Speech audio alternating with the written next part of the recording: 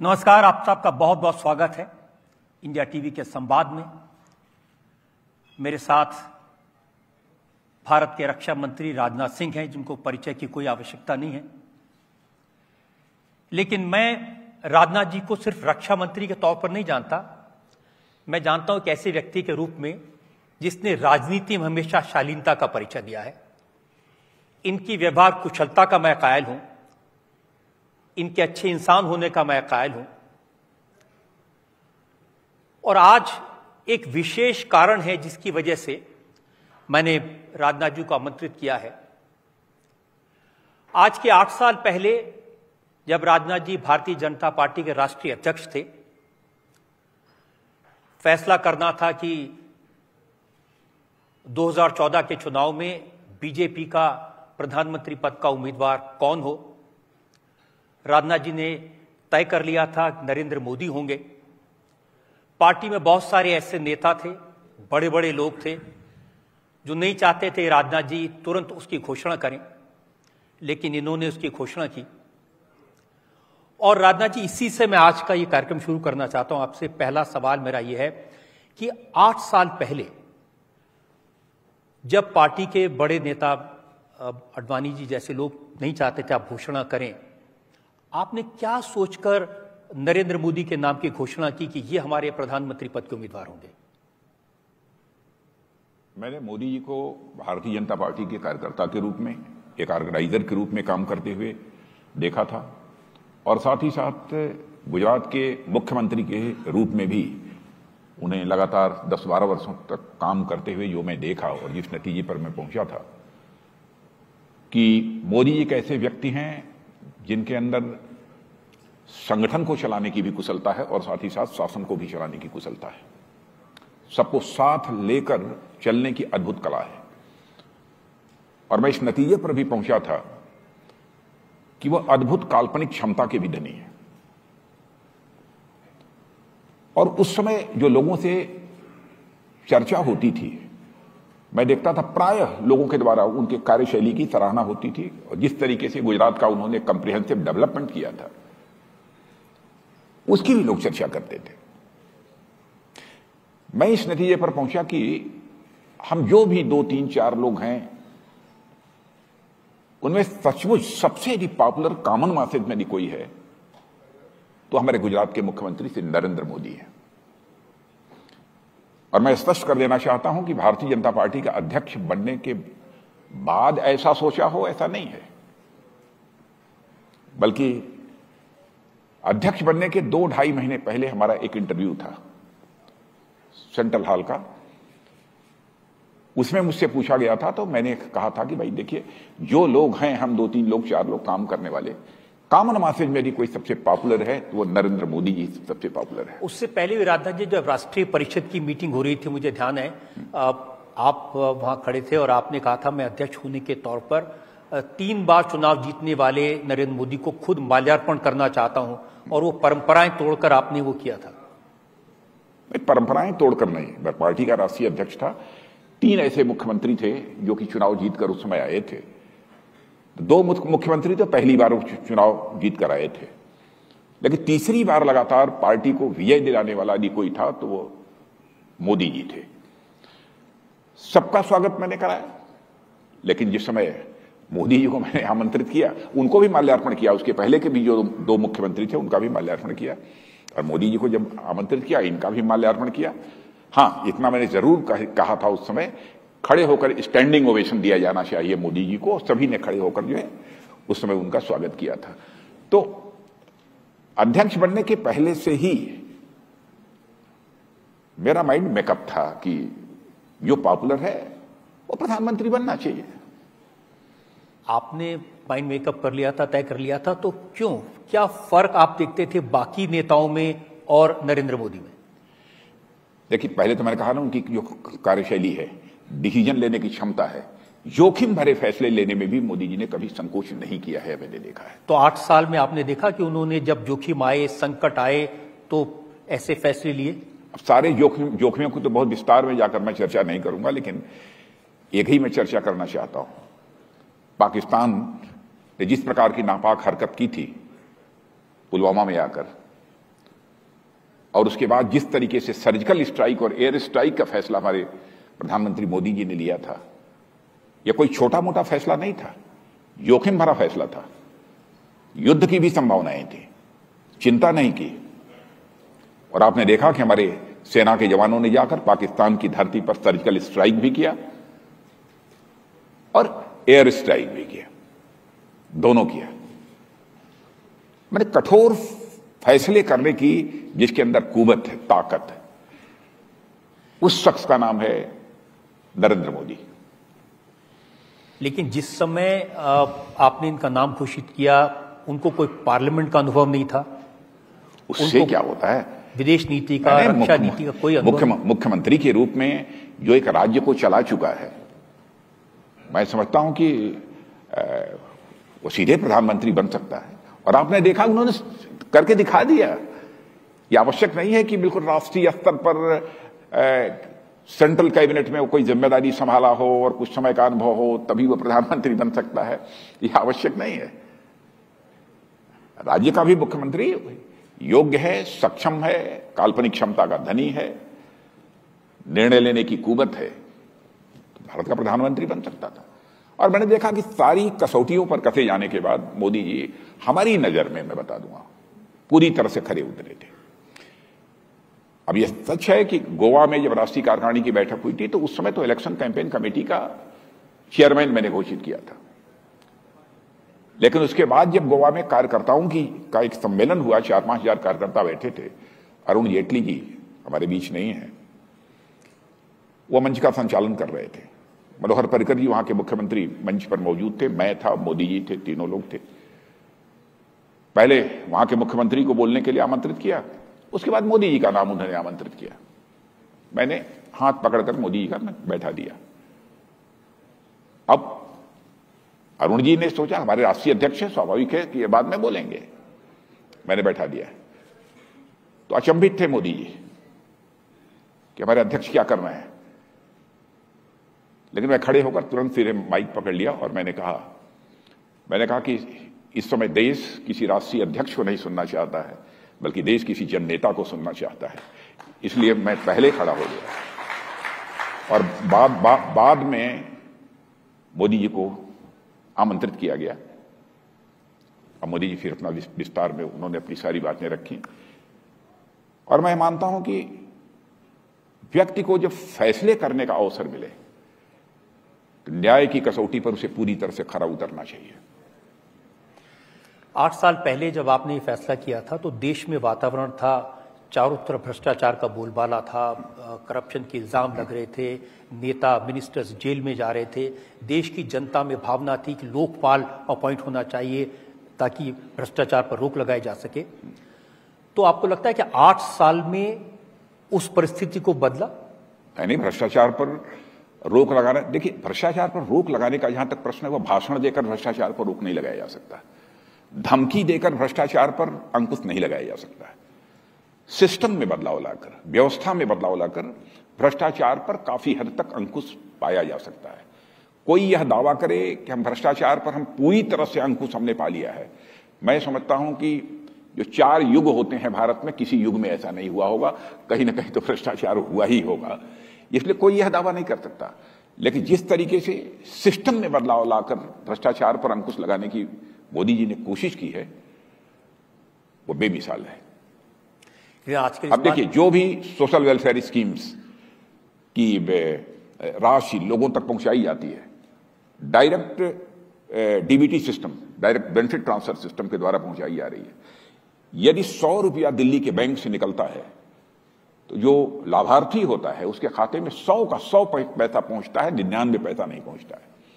यह सिस्टम में बदलाव लाकर ही यह किया जा सकता, और उस काम को इन्होंने किया। और मैं बताना चाहता हूं, उनकी कैबिनेट में मैं गृह मंत्री था, और एक बार तो मैंने स्वयं पूछा, जब वो ये जनधन खाता खोलने का ये फैसला कर रहे थे, मैंने पूछा कि इतने लोगों के खाते खोल के आप क्या करेंगे, क्या संभव है?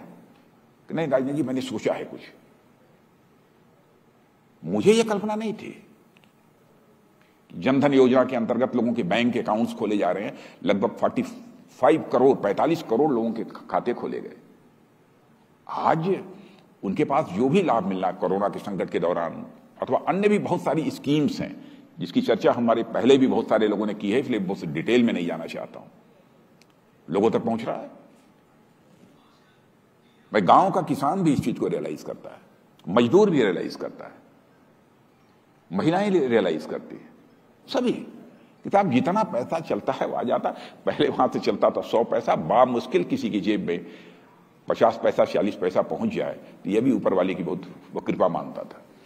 आज दिन भर चर्चा हुई है इस बात की कि कितने लोगों को गैस कनेक्शन मिले, कितने लोगों को डायरेक्ट बेनिफिट मिला, मुद्रा से लोन कितने करोड़ लोगों को मिला, जो हेल्थ की स्कीम्स हैं उनका कितने लोगों को फायदा हुआ। तो ये बदलाव पहले भी सरकारें कल्याण के काम करती थी, पहले भी प्रधानमंत्री थे, सरकारें थी, वो भी गरीबी हटाओ की बात करती थी, बदलाव की बात करती थी। तो 8 साल में ऐसा क्या मोदी जी में हुआ कि जो पहले के प्रधानमंत्री के मुकाबले ये लगता है कि हाँ बेहतर काम किया? देखिए, देश की गरीब जनता ने यह महसूस किया कि सचमुच हमारी जो मौलिक आवश्यकताएं होती हैं उनको किसी प्रधानमंत्री ने समझा है पहली बार, तो मोदी जी ने समझा है। जैसे लोगों को रहने के लिए आवास चाहिए, आवास में बिजली चाहिए, शौचालय चाहिए, पानी चाहिए, यह सब सारी सुविधाएं। इसकी सबसे पहले यदि किसी ने चिंता की, स्वास्थ्य की, इन सब सारी चीजों के संबंध में सबसे पहले इस आजाद भारत के इतिहास में किसी प्रधानमंत्री ने सचमुच गंभीरतापूर्वक चिंता की, और केवल चिंता ही नहीं की बल्कि उस चीज का निराकरण भी किया है, इन सब सारी समस्याओं का, तो मोदी जी थे। अब मैं स्कीम्स की यहां पर बहुत विस्तार में जाकर नहीं चर्चा करूंगा। अब देखिए, आपने गांव में देखा होगा, हम लोग तो गांव के रहने वाले हैं, निरा गांव के। कई ऐसे गांव मैंने देखे हैं कि माताएं बहनें घड़े पर घड़ा भरकर पानी का, और प्रतिदिन सुबह शाम जो है घरों में वापस लौटती थी। आज ऐसी व्यवस्था हो गई है कि उनके घरों तक नल पहुंच गया है और नल के माध्यम से उनको जल की सुविधा प्राप्त हो रही है। टॉयलेट की बात जब होती थी शौचालय के, तो हमसे एक आध दो हमारे अपोजिशन के लोगों ने कहा, साहब ये क्या सरकार का काम है शौचालय बनवाना? माने कोई संवेदनशील प्रधानमंत्री इस काम को कर सकता है? झोपड़ी में रहने वाली माताओं बहनों की भी इज्जत होती है, यह संवेदना वह मोदी जी के अंदर थी। तो कहां से आइडियाज आते हैं उनको? मैंने जो भी बातचीत होती है, मैं देखता हूं कि अद्भुत काल्पनिक क्षमता के व्यक्ति हैं। उनको देखकर सामान्य बातचीत आप करेंगे तो आपको एहसास नहीं होगा, लेकिन है काल्पनिक क्षमता है।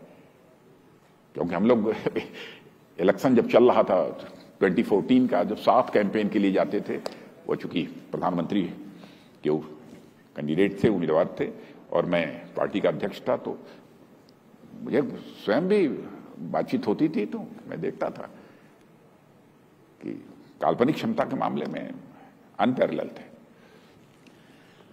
ये बहुत सारे लोग कहते हैं कि सब डरते हैं मोदी जी से, कोई उनके सामने बोल नहीं सकता।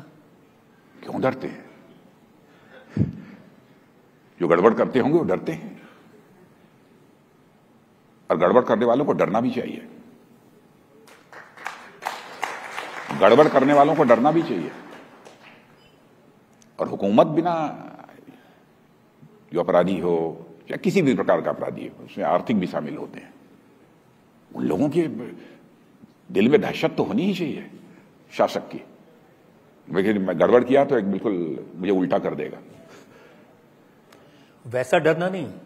जैसे उनके साथ जो काम करते हैं, बहुत सारे लोग कहते हैं जैसे आप होम मिनिस्टर रहे हैं, डिफेंस मिनिस्टर हैं, सारे फैसले तो पीएमओ करते हैं, सारे फैसले मोदी जी करते हैं। नो, ये यदि परसेप्शन है बाहर तो गलत है।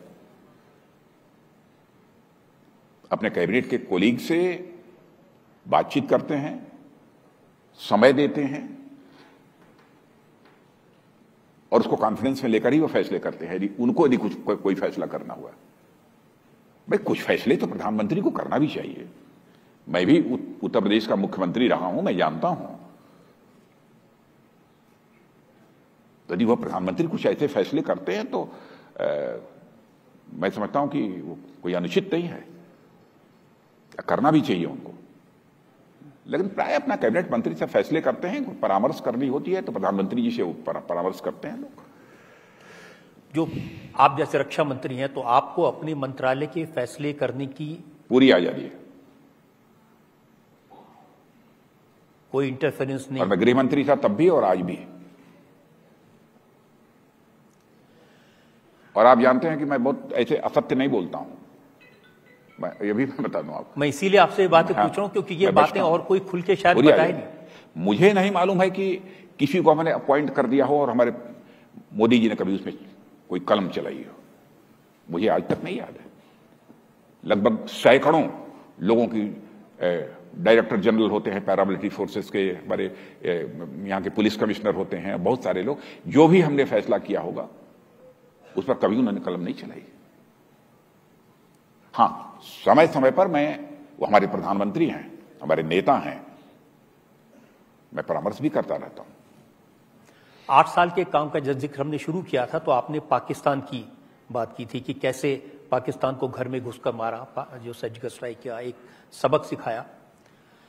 लेकिन पाकिस्तान अभी सुधरा तो नहीं। अभी सुधरा कि नहीं, लेकिन कुछ समझ गया है, समझता तो होगा, समझता तो। भारत ने यह सिद्ध कर दिया है रक्षा के मामले में कि हम पारंपरिक लड़ाई में भी विजय हासिल करेंगे और आधुनिक लड़ाई में भी हम विजय, आधुनिक लड़ाई तरीके से जो लड़ाई लड़ी जाएगी उसमें भी विजय हासिल करेंगे। 8 साल पहले चीन हमारा दोस्त था, उसको झूला भी झुलाया शी जिनपिंग को यहां बुलाकर, लेकिन अब वो हमें झूला झुला रहे हैं। झूला झुलाया? अरे हमारे यहां तो अतिथि देवो भव, जो भी अतिथि होता है उसका सम्मान करने की हमारी भारत की एक तो परंपरा है, यह शिष्टाचार का तकाजा है। जितनी अधिकतम आवभगत हो सकती है वो हमारे यहां की जाती है अपने अतिथि की, वैसे अतिथि के रूप में उनका स्वागत किया था। लेकिन आपको नहीं लगता कि 8 साल में दुनिया के बाकी देशों से बहुत संबंध सुधरे, लेकिन चीन से हमारे संबंध बिगड़े? आज चीन हमारे दुश्मन की तरह सीमा रेखा पर खड़ा है। उसके लिए भारत उत्तरदायी नहीं है। चीन को इंट्रोस्पेक्ट करना चाहिए, लेकिन मैं जानता हूं चीन इंट्रोस्पेक्ट नहीं करेगा। अब कुछ लोगों का विस्तारवादी जो एक सोच होती है उसके कारण वो ऐसी बात नहीं सोच सकते हैं, लेकिन मैं समझता हूं कि उनके मंसूबे कभी भी कामयाब नहीं होने पाएंगे। और इस बार इंडो चाइना जो स्टैंड ऑफ रहा है उसमें हमारे सेना के जवानों ने जिस फर्मनेस का, जिस कन्विक्शन का परिचय, जिस बहादुरी का परिचय दिया है, देशवासियों को पूरी तरह से जब उसकी जानकारी नहीं है। मैं देश का रक्षा मंत्री होने के नाते मैं जानता हूं क्या क्या हुआ है, कब कब हुआ है, एक एक चीज की हमको जानकारी नहीं। लेकिन हम तो, और मैं कहना चाहता हूं उसकी जितनी भी सराहना की जाए हमारे, चाहे आर्मी हो, चाहे हमारी एयरफोर्स हो, नेवल हो, फोर्स जिस तरीके से तैयारी इन लोगों ने की थी, अनएक्सपेक्टेड था हमारे लिए भी। यदि मैं न रक्षा मंत्रालय में होता तो शायद मुझे न जानकारी होती। अब कोई अपोजिशन का व्यक्ति चाहे बोलने को जो भी बोल दे, पहली बार चाइना के खिलाफ भारत ने स्टैंड लिया है, पहली बार हुआ है। राजनाथ जी, ऑपोजिशन की बातें सुनिए तो वो कहते हैं कि चाइना ने हमारी जमीन पर कब्जा कर लिया, चाइना ने सड़कें बना ली, चाइना ने पुल बना लिए, चाइना ने टैंक तैनात कर दिए, चाइना ने मिसाइल्स तैनात कर दी।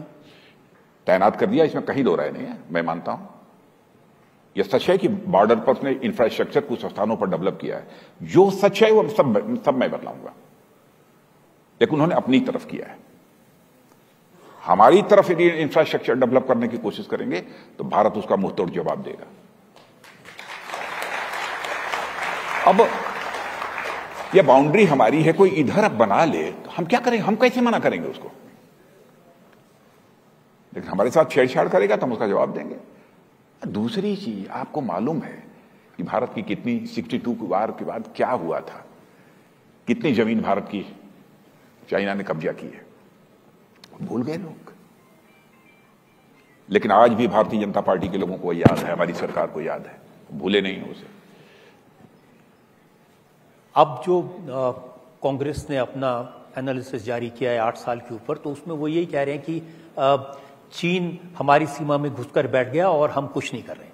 क्या कहाँ घुस के बैठ गया? हमारी सीमा में, हमारे घर में। अच्छा। पता नहीं कौन सा उनका घर है।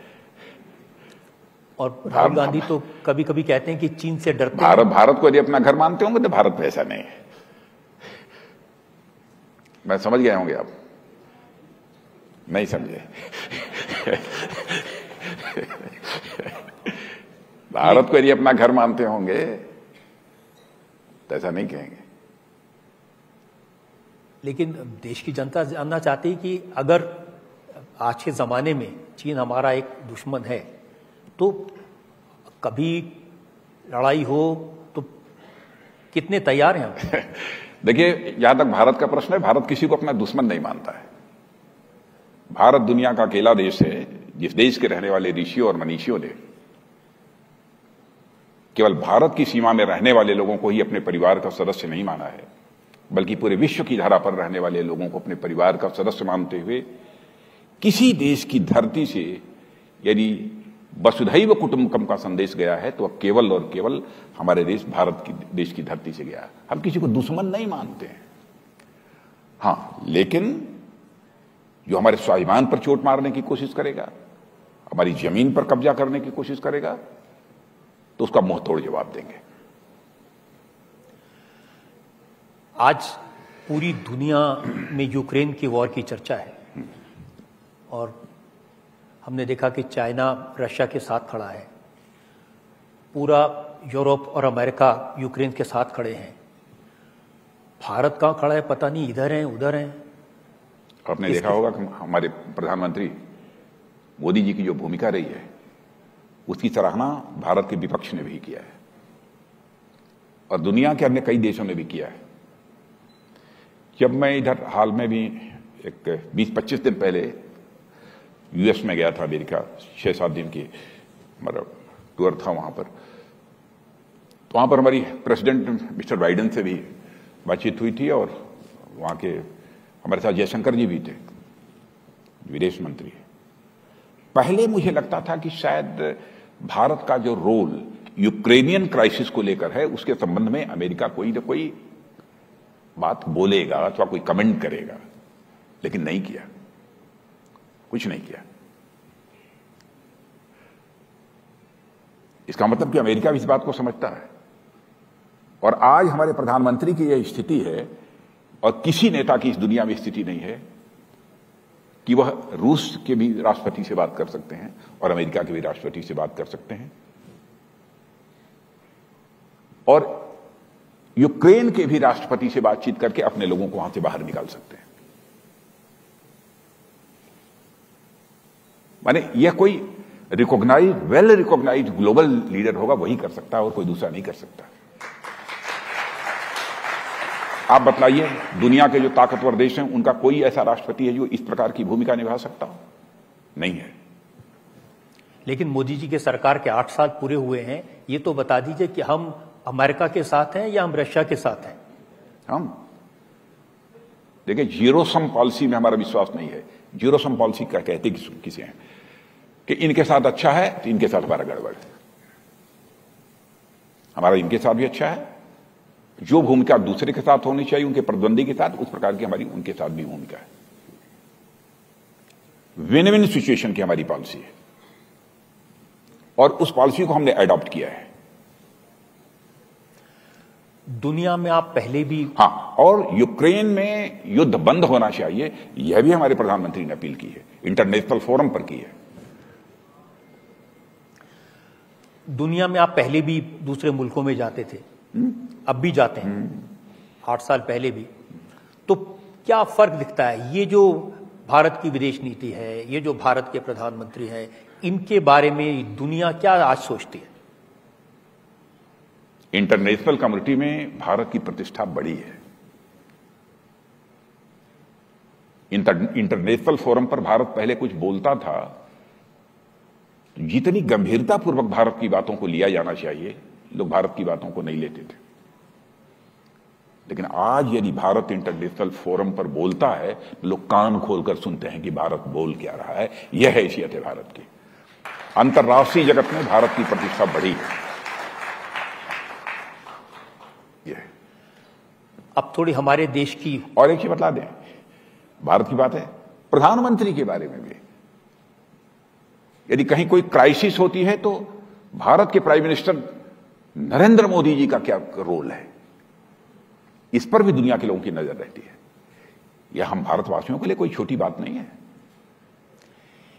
इसीलिए लोग कहते हैं कि नरेंद्र मोदी में क्षमता है संकट को अवसर में बदलने की। आपने 8 साल में देखा है ऐसा कुछ?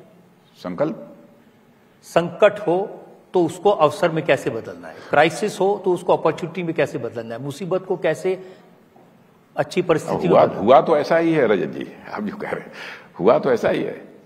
अब ये कोरोना की क्राइसिस थी, ये कोई बहुत बड़ा चैलेंज था। अब आप बताइए, वर्ल्ड हेल्थ ऑर्गेनाइजेशन यहां के गवर्नमेंट के रोल की प्रशंसा कर रहा है, तो क्या चाहिए। अब ये संकट तो अवसर में बदल गया ना। और जिस भारत में कोरोना की मेडिसिन नहीं बनती थी, भारत में मेडिसिन ही नहीं बनी। दुनिया के 100 देशों को हम लोगों ने तरह तरह की सहायताएं कोरोना की क्राइसिस में हम लोगों ने मुहैया कराई है। और भारत में जिस तरीके से मोर देन 88% लोगों का वैक्सीनेशन हो गया है, अब शायद 100% हो गया होगा, 100%, उसकी भी सराहना दुनिया में हुई है। और मैं बता दूं कि जो हमारी हवाई में किसी बहुत सीनियर कमांडर कोई था, उससे बातचीत हो रही थी, तो उस सीनियर कमांडर ने अपनी तरफ से मुझे कहा कि भारत में ऐसा हुआ है। तो मैंने कहा हुआ, मैंने किसी ये पॉलिटिकल फिगर ने नहीं, एक कमांडर ने, एक ऑफिसर ने वहां के, उसने मुझसे पूछा। कांग्रेस ने जो अपना एनालिसिस जारी किया है। और दूसरी चीज की मैं एक और मैं बतलाना चाहता हूं इसके साथ। देखिए, बहुत सारी चीजें जो पहले कहा हमारे ऑक्सीजन का प्रोडक्शन कम होता था, उसको 10 टाइम्स बढ़ा दिया। क्रायोजेनिक टैंक्स की संख्या कम थी, उसको कई गुना बढ़ा दिया। तो हमारी क्राइसिस जो थी, उसको जो एक संकट की स्थिति थी, उसको अवसर में तो बदला ही है उन्होंने, ताकि भविष्य में इस प्रकार का यदि कोई भी चैलेंज सामने आएगा तो उसका मुकाबला करने की भारत के अंदर कुवत है, हम करेंगे। अब इस प्रकार के संकट जिस लोगों को जैसे झेलने पड़े हैं थोड़े समय के लिए भारत में, अब वो नहीं झेलने पड़ेंगे भविष्य में। 8 साल में सबसे ज्यादा चर्चा जिसकी हुई वो राफेल की, जिसमें आप बैठ के उड़ गए। ऐसे कड़े फैसले लेने के लिए एक हिम्मत चाहिए, एक ताकत चाहिए, और सबका पार्टी में सपोर्ट चाहिए। वो हासिल होता है प्रधानमंत्री का जी। कड़े फैसले लेने के मामले में मुझे बताने की नहीं जरूरत नहीं है, सारा देश मानता है कि कड़ा फैसला यदि कोई ले सकता है तो उस शख्स का नाम है नरेंद्र मोदी। ये सभी जानते हैं, हमसे क्यों पूछ रहे हैं, आप भी जानते हैं। इस मामले में अनपैरेलल है। मुझे स्वयं आश्चर्य होता है, कई बार मैं कहता हूं ये कैसे आपने कर दिया, कह यार हो गया। आजकल 2 सवाल बार बार पूछे जा रहे हैं, और विरोधी दलों की तरफ से, कांग्रेस की तरफ से। देश में सरकार अपनी 8 साल की उपलब्धियों की चर्चा कर रही है, लेकिन ऐसे समय में जब महंगाई बहुत बढ़ गई, जब गैस सिलेंडर की कीमत बढ़ गई, जब पेट्रोल की कीमत बढ़ गई। देखिए, यूक्रेनियन क्राइसिस के कारण और कोरोना के इस क्राइसिस के कारण, इस संकट से सारी दुनिया को जूझना पड़ रहा है, केवल भारत को ही नहीं। आर्थिक दृष्टि से, इकोनॉमी की साइज की दृष्टि से, वैसे भी देखा जाए तो दुनिया का सबसे बड़ा इसमें ताकतवर देश तो अमेरिका है, सबसे बड़ी इकोनॉमी उसकी है। अमेरिका में भी इस समय जितनी महंगाई है, पिछले 40 वर्षों में इतनी महंगाई नहीं थी। कम से कम भारत में वही स्थिति नहीं है। कांग्रेस के समय इससे भी अधिक महंगाई रही है, जबकि कोई चुनौती नहीं थी, कोई चैलेंज नहीं था। सप्लाई चेन जिस तरीके से यूक्रेनियन क्राइसिस के बाद ध्वस्त हुई है, कोरोना के संकट के समय जिस तरीके से सप्लाई चेन प्रभावित हुई है, और लोगों का रोजगार खत्म हो गया था कोरोना के संकट के दौरान। इन सब सारी चीजों का एक असर तो पड़ेगा ही, लेकिन मैं पूरी तरह से आश्वस्त हूं कि फिर हमारी इकॉनमी जो है मोमेंटम पकड़ रही है तेजी के साथ। अब देखिएगा कुछ ही महीनों के बाद इस महंगाई की चुनौती पर भी हम काफी हद तक विजय प्राप्त करने में कामयाब होंगे। काफी हद तक, मैं नहीं कहता हूं कि 100%, लेकिन काफी हद तक जो है कामयाब होंगे। लेकिन है महंगाई, इसको मैं स्वीकार करता हूं। और केवल भारत में नहीं है, भारत से अधिक महंगाई दुनिया के अन्य देशों में है। लेकिन महंगाई अपने देश में ज्यादा इसलिए चुभती है क्योंकि बेरोजगारी बढ़ी है। कांग्रेस तो का कहना है कि 45 साल में सबसे ज्यादा भीषण बेरोजगारी इस समय है। नहीं, उनको इस बात को भी समझना चाहिए, कोरोना संकट के दौरान सारी एमएसएमई, छोटी छोटी इंडस्ट्रीज सब बंद हो गई थी, सारे काम ठप हो गए थे, लोगों को अपने अपने घरों में लोग वापस चले गए थे। लेकिन उनकी भी चिंता हमारी सरकार ने की है। अब लोग वापस हो रहे हैं, लोगों को रोजगार मिलना प्रारंभ हुआ है। और मैंने कहा ना, जैसे जैसे इकोनॉमी में, देश की अर्थव्यवस्था में मोमेंटम आता जाएगा, गति आती जाएगी, यह सब सारी चीजें सुधर जाएंगी। लेकिन बेरोजगारी का संकट कांग्रेस के समय नहीं था, इससे बड़ा संकट था। और उसका कोई आंकड़ा लेकर मैं यहां पर नहीं आया हूं, लेकिन जितने लोगों को काम मिला है इस 8 वर्षों के शासनकाल में, मोदी जी के शासनकाल में, वो कम नहीं है। लेकिन और भी करने की जरूरत है। बेरोजगारी की चुनौती बड़ी चुनौती है। अब 2 तरह की बातें हैं। अगर हम कहें महंगाई है, बेरोजगारी है, उसके कारण है, लेकिन साथ साथ ये कैसे कह सकते हैं कि 8 साल में अर्थव्यवस्था मजबूत हुई है, 8 साल में हमारी इकोनॉमी बहुत मजबूत हो गई है, हम दुनिया की सबसे ज्यादा तेजी से बढ़ती अर्थव्यवस्था है। दोनों बातें कैसे हो सकती हैं? नहीं, समझिए, टॉप की कंट्रीज हैं 2, 4, 5, उसमें तो इन सारी कंट्रीज में फास्टेस्ट ग्रोइंग इकोनॉमी यदि किसी देश की है तो भारत की है इस समय। इस सच्चाई को तो स्वीकार करना पड़ेगा। हाँ, कोई ये कह सकता है कि इकोनॉमी की साइज उनकी बड़ी है, आपकी इकोनॉमी की साइज छोटी है, लेकिन हम बड़ी बनने के लिए ही तो हमारी जो है ये फास्टेस्ट ग्रोइंग इकोनॉमी है। हमारी चाल ही, रफ्तार ही यदि तेज नहीं रहेगी तो हम बड़ी इकोनॉमी बन कैसे पाएंगे? लेकिन इन 2 संकटों ने बहुत बड़ा हम लोगों के लिए एक बहुत संकट पैदा किया है, और जिसके कारण जो है हम अपनी इकोनॉमी को जहां तक ले जाना चाहते थे, टारगेट तो हमारे प्रधानमंत्री की था कि इसको हम जल्दी से जल्दी 2024 तक हम $5 ट्रिलियन की इकोनॉमी अपने भारत की, इस टारगेट को अचीव कर लें। लेकिन अब दोनों इतने बड़े संकट थे कि चाहते हुए भी वो संभव नहीं हो पाया था। कोरोना का, यूक्रेन का संकट तो अब आया है, लेकिन राहुल गांधी जैसे नेता तो शुरू से कहते हैं ये मोदी जी 2-4 उद्योगपतियों के लिए काम करते हैं, सूट बूट की सरकार, अंबानी अडानी की सरकार, ये 2-4 उद्योगपतियों के लिए काम करते हैं। अच्छा, उनकी बातों का जवाब देना चाहिए। अब ये सारे लोग जानते हैं वह किसकी सरकार है। गांव में जो लोग पहले झोपड़ी में रहते थे उनसे जाकर पूछ लें, गांव के मध्यम वर्गीय परिवारों से पूछ लें, शहर के मध्यम वर्गीय परिवारों से पूछ लें, जवाब मिल जाएगा इसका। वो शायद उनको अपने समय की याद आ रही होगी। यूपी के चुनाव के दौरान आपने कहा था कि असली समाजवादी कोई है तो नरेंद्र मोदी। हाँ, सही बात। इसका क्या मतलब? नहीं, समाजवादी इसलिए मैंने कहा था कि वास्तव में समाज के हर वर्ग की चिंता करने वाला, व्यक्ति की चिंता करने वाला यदि कोई है तो नरेंद्र मोदी ही है, इसलिए मैंने कहा था। आजकल आपने जैसे जब भी मैं बात कहता हूं तो लोग ये कहते हैं कि एग्जैगरेट कर रहा हूं, बढ़ा चढ़ा कर अपनी बात को मैं कह रहा हूं। ये बढ़ा चढ़ा कर बोलने की बात नहीं है। आप कल्पना करिए, कोरोना के संकट के दौरान तो लोगों के काम धाम, भले सारे लोगों के, यहां तक कि खेती का काम करने वाले जो मजदूर थे उनका भी काम काज सब ठप हो गया था। ऐसी स्थिति में लोगों के खाने पीने की मुकम्मल व्यवस्था करने का काम यदि प्रधानमंत्री गरीब कल्याण योजना के माध्यम से किया तो हमारे प्रधानमंत्री ने किया था। और आज 80 करोड़ लोगों को मुफ्त में राशन मुहैया कराना, अब जब मुफ्त में राशन मुहैया कराने की बात कह रहे हैं, तो हो सकता है कांग्रेस के लोग ये भी कहते हैं कि साहब आप मुफ्त में सब सारी चीजें देंगी तो इस देश की अर्थव्यवस्था रसातल में चली जाएगी। लेकिन उनसे पूछिए कि पहले 26 रुपया किलो और 28 रुपया किलो अथवा 20 रुपया 25 रुपया किलो जो भी रहा हो, उसको 2 रुपया किलो करने का काम तो आपने किया था। हम लोगों ने केवल 2 रुपया बस किया कि भाई 2 रुपया का कंसेशन और दे दो। आपको अपनी बात भूल गई, 2 रुपये की बात आपको याद है। कंसेशनल रेट पर उस समय भी तो राशन दिया जा रहा था लोगों को ना।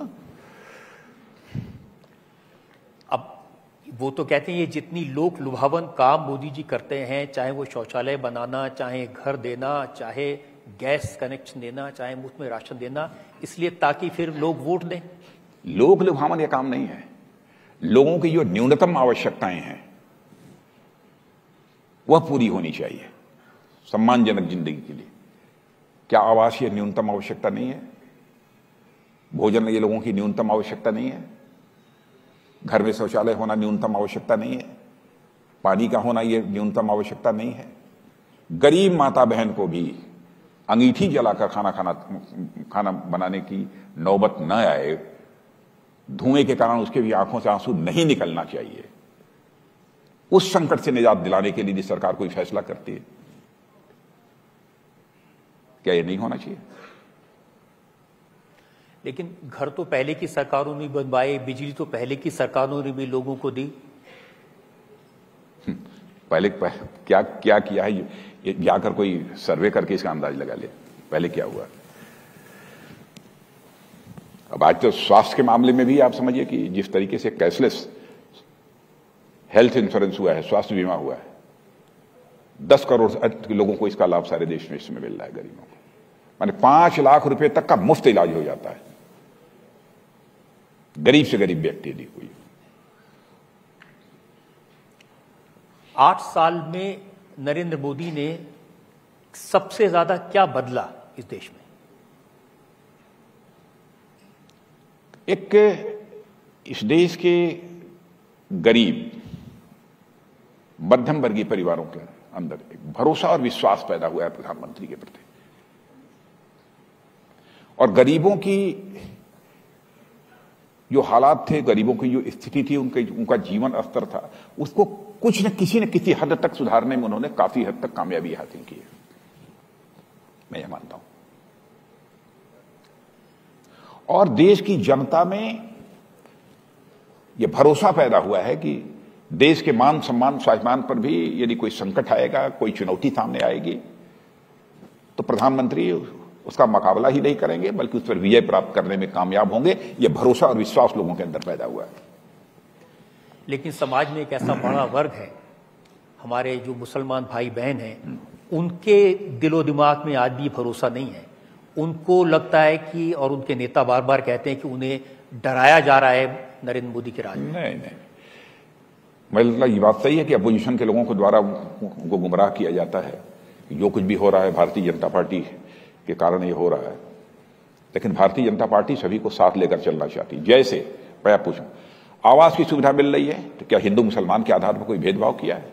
पानी की सुविधा मिल रही है, क्या हिंदू मुसलमान के आधार पर कोई भेदभाव किया है? यदि हेल्थ इंश्योरेंस की सुविधा यदि मिल रही है तो क्या हिंदू मुसलमान के आधार पर भेदभाव किया है? भेदभाव करने का प्रश्न ही नहीं उठता, चाहे वो किसी भी जाति, किसी पंथ अथवा किसी मजहब का क्यों न हो। ये आपकी बात सही है कि राशन में, सड़क में, गैस में, आवास में कोई भेदभाव नहीं है।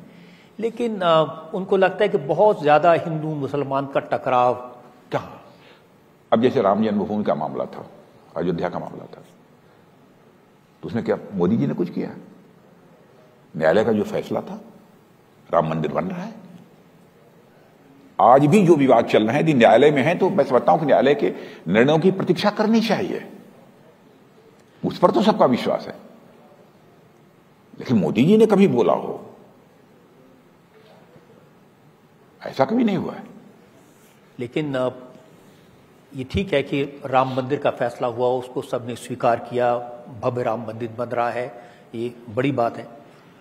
लेकिन काशी विश्वनाथ में ज्ञानवापी मस्जिद को लेकर अब मुस्लिम नेता कह रहे हैं कि हमारी मस्जिदों पर कब्जा करने की कोशिश हो रही है। कहां कब्जा कर लिया? मोदी जी गए थे कब्जा करने। मोदी जी ने इतना किया था, काशी विश्वनाथ मंदिर जो अपना था, उस मंदिर को एक भव्य स्वरूप मोदी जी ने काशी में दिया है। एक काम किया है। ज्ञानवापी कब्जा कराने के लिए मोदी जी गए थे। भाई वहां के कुछ लोग कोर्ट चले गए, मामला सब जुडिस है, कोर्ट के निर्णय की प्रतीक्षा करिए। लेकिन जब ऐसी घटनाएं होती हैं तो माहौल तो बिगड़ता है। अब कोई कोर्ट में चला जाए, उसके कारण माहौल नहीं बिगड़ना चाहिए ना। आप लोग बिगड़ रहा है आजकल। आज भी हमारे कार्यक्रम में मौलाना मदनी आए थे। उन्होंने कहा कि एक भय का वातावरण है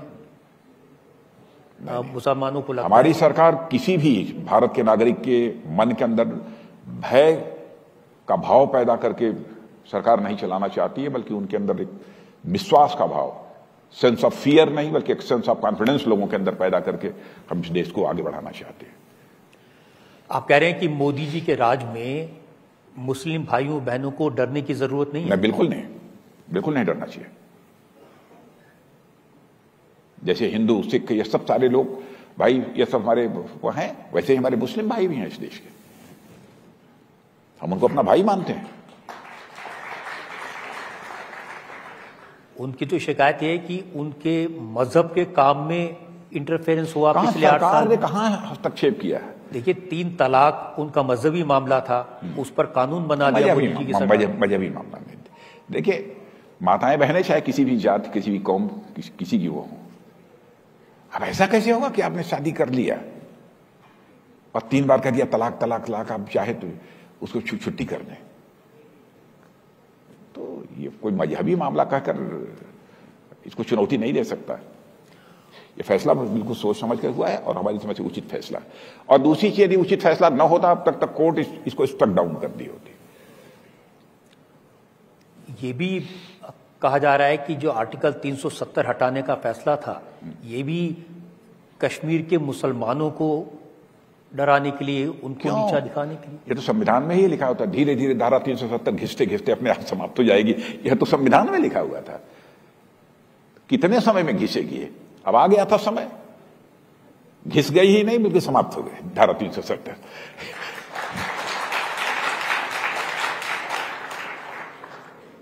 वैसे सिटीजनशिप अमेंडमेंट बिल को लेकर भी तरह तरह की आशंकाएं, तरह तरह की बातें, ऐसा कुछ नहीं है। यह आपने खुद ही जिक्र कर दिया, क्योंकि सीए को लेकर, आर्टिकल 370 को लेकर एक भावना तो पैदा की गई है। क्या भावना पैदा हुई? कहां, किसकी, किस हमारे अल्पसंख्यक भाई की नागरिकता इसमें समाप्त हो रही है? मैं तो ये जानना चाहता हूं।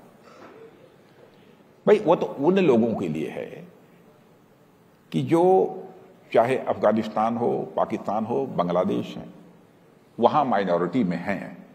यदि उनका धार्मिक उत्पीड़न होता है और वह भारत की नागरिकता लेना चाहते हैं तो उनको भारत की नागरिकता मिलेगी, बस इतना ही प्रोविजन है। अच्छा, ऐसा नहीं है कि केवल हिंदू के लिए। हिंदू हो, सिख हो, ईसाई हो, पारसी हो, जैन हो, कोई भी हो जो भारत के मूल निवासी रहे, यदि तीनों देशों में यदि उनका उत्पीड़न यदि हो रहा है कहीं पर और भारत की नागरिकता लेना चाहते हैं तो उनको हम भारत की नागरिकता देंगे। ये तो मैं गृह मंत्री था, उसी समय इस कानून को मैंने बनाया था। लोकसभा में पास भी हुआ था, लेकिन राज्यसभा में मेजॉरिटी नहीं थी, इसलिए नहीं हो पाया था। और जिंदगी में मैं सच बताऊं आपको, मैं खुद भी अपने बारे में भी मैं कह सकता हूं, मैंने हिंदू मुसलमान के आधार पर कभी भेदभाव नहीं किया है, कभी नहीं। एक और सवाल विरोधी दलों की तरफ से उठा है, वो है किसान का। किसान, आप खुद भी किसान हैं, जो किसानों के लिए 3 कानून बनाने गए, फिर आज किसानों से वादा किया गया था कि आपकी आय दुगनी हो जाएगी। ये बार बार कहा गया है कि किसानों की हालत पहले से ज्यादा खराब हुई। नहीं है, ये मैं नहीं मानता हूं कि खराब हुई है, ऐसा नहीं है, इंप्रूवमेंट हुआ है। कोई ये कह सकता है कि इस डिग्री तक होना चाहिए, इस डिग्री तक नहीं हुआ, थोड़ा कम, ये तो मैं मान लेता हूं। ये खराब हुई है ऐसा नहीं है। मिनिमम सपोर्ट प्राइस जितने भी ऐसे आइटम्स थे, जितने भी इस प्रकार के ये अन्न, ये अनाज जो होता है जिसे बोलते हैं, उनके मिनिमम सपोर्ट प्राइस भी कई गुना बढ़ गई है। और मैं कह सकता हूं जितने भी हमारे प्रकार के ये होते फूड ग्रेन्स हैं, सबकी मिनिमम सपोर्ट प्राइस इस बात को ध्यान में रखकर जो है निश्चित की गई है, ताकि जितनी उनकी लागत लगती है कम से कम उसका 50% उनको प्रॉफिट जरूर मिल जाए। कोशिश ये हुई है। हाँ, लेकिन मैं मानता हूं कुछ चीजें ऐसी होंगी जिसमें नहीं होगा, लेकिन वो भी धीरे धीरे होगा। तो 8 साल में क्या किया? टारगेट तो 8 साल में किसानों के लिए क्या किया? काफी बहुत अधिक काम हुए हैं, ऐसा नहीं है। ये तीनों कानून भी तो किसानों के लाभ के लिए ही बनाए गए थे, किसानों के लाभ के लिए ही बनाए गए थे। अब फर्टिलाइजर है, फर्टिलाइजर पर प्रति बोरी हम 1200 रुपए की सब्सिडी दे रहे हैं, किसानों के लिए ही दे रहे हैं ना, किसके लिए दे रहे हैं? गांव गांव तक बिजली की सुविधा मुहैया कराई जा रही है। ये तो राज्य सरकारों की भी एग्रीकल्चर जो है ये इसमें है, कॉन्करेंट लिस्ट में है। तो इसमें राज्य सरकारों की भी भूमिका होती है, केवल केंद्र सरकार की नहीं होती। मैं अब आखिरी एक सवाल आपसे पूछना चाहता हूं। सब जानते हैं कि, और आपने भी 2-4 बार कहा कि मोदी जी सिर्फ 3-4 घंटे सो पाते हैं। हाँ, आश्चर्य होता है। इसी तरह नहीं सोते हैं, कम सोते हैं, इतना काम करते हैं, तो ये चेहरे की लाली, ये चेहरे की चमक कहां से आती है? मैंने ये सवाल मैंने खुद उनसे किया था। तो कहते हैं यार मुझे मालूम नहीं क्या है। जो निश्चिंत होगा वही ना, जो कोई चिंता नहीं होगी, कॉन्फिडेंट होगा जो बहुत, उसी के चेहरे पर जो है वो ग्लो होगी, भीतर से कॉन्फिडेंट होगा, निर्भीक होगा। जो हर समय डरता होगा उसके चेहरे पर ग्लो नहीं होगी। अब कुछ लोगों को परमात्मा बना भी देती है वैसा।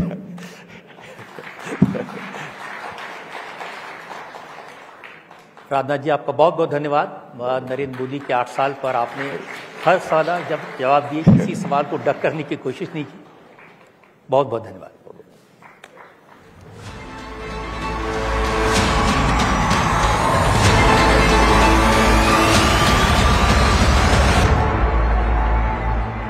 इंडिया टीवी हर वक्त हर जगह डाउनलोड करने के लिए सर्च करें India TV news Google play store या ऐप स्टोर पर।